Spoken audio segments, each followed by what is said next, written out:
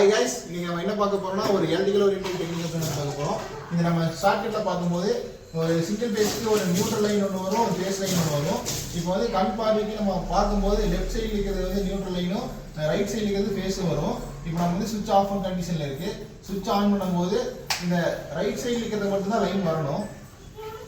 Right சைடில் இருக்கிறது மட்டும் தான் லைன் வரணும். இதை வந்து ஃபேஸு, லெஃப்ட் சைடில் இருக்கிறது வந்து நியூட்ரல் லைன். இப்போ வந்து லெஃப்ட் சைடில் இருக்கிற நியூட்ரலையும் லைன் வருது அப்படின்னா என்ன கம்ப்ளைண்ட் ஆகிருக்கு அப்படின்னா இதில் நியூட்ரல் லைன் வந்து கட் ஆகிருக்கும். அதனால் வந்து ரெண்டு சைடுமே வந்து லைன் வருது. அது எப்படி சால்வ் பண்ணுறதுன்னு பார்க்கலாம். இதில் என்ன கம்ப்ளைண்ட் அப்படின்னா நியூட்ரல் லைன் வந்து கட் ஆகிடுச்சு.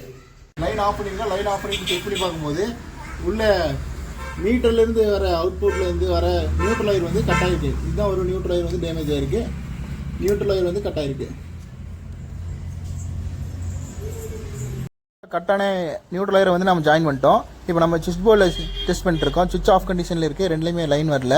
இப்போ நம்ம சுவிட்ச் ஆன் பண்ணுறோம். சுவிட்ச் ஆன் பண்ணும்போது ரைட் சைடில் இருக்கிற ஃபேஸில் மட்டும்தான் லைன் வருது.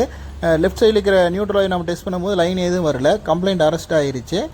இப்போ வந்து எந்த ப்ராப்ளமும் கிடையாது. நெக்ஸ்ட் வீடியோவில் பார்க்கலாம். பாய்.